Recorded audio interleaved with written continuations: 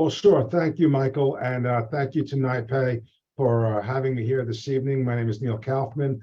As Michael said earlier, I'm the managing member of Kaufman McGowan PLLC. We're one of the leading corporate cannabis law firms in the country. We've participated in over $2 billion of cannabis industry transactions over the last 8 or 9 years.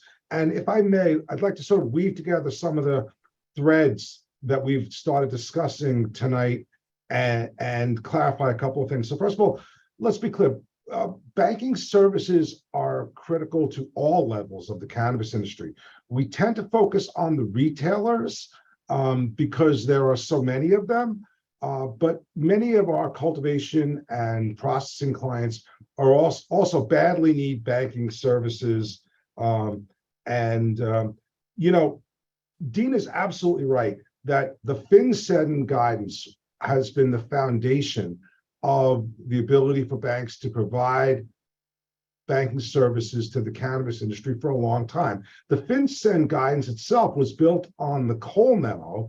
Some of you that are familiar with the industry may know the Cole memo has since been rescinded during the Trump administration. Nevertheless, the FinCEN guidance has been confirmed.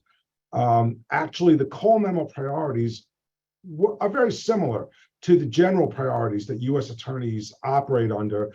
And so that FinCEN guidance remains in effect. Now, Dina was also right that that guidance is very general. And many people were concerned, well, if I have to file SARs, do I have to file SARs every day because there are transactions every day? And as the years have gone by, I think folks have become comfortable with the way this process has developed.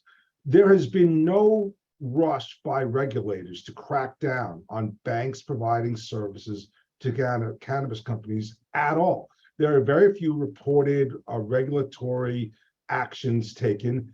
And in fact, for the most part, a bank that takes on a cannabis-related customer needs to file a SAR at the beginning and then monitor that company. And it's so long as there are no indications of running afoul of the Cole memo priorities, there's an update after 90 days. And after that, there's really not an issue. It's only when, as a result of the bank's ongoing due diligence process, they notice an issue that may be arising, that's when additional actions need to be taken. With respect to New York, Michael, as you alluded to, we're fortunate in New York, we've got at least 10 or so banks and other financial institutions that are providing bank account services to cannabis-related businesses, which is a critical first step. The next step in banking services is lending, and we're starting to see a little bit of activity of banking institutions providing some type of loans to cannabis companies, initially usually collateralized by their real estate. There's been some talk in New York about a government-supported effort to facilitate lending to cannabis businesses, and that would be a major step forward. You know, back in the old days, in 2015, 16, when a lot of us first got involved, especially out west, where we did a lot of work. At one point, we represented 4 of the 5 largest cannabis cultivators in California. You know, they were dying for bank accounts, and they couldn't find literally any banks to provide them any level of services. That pressure has decreased quite a bit.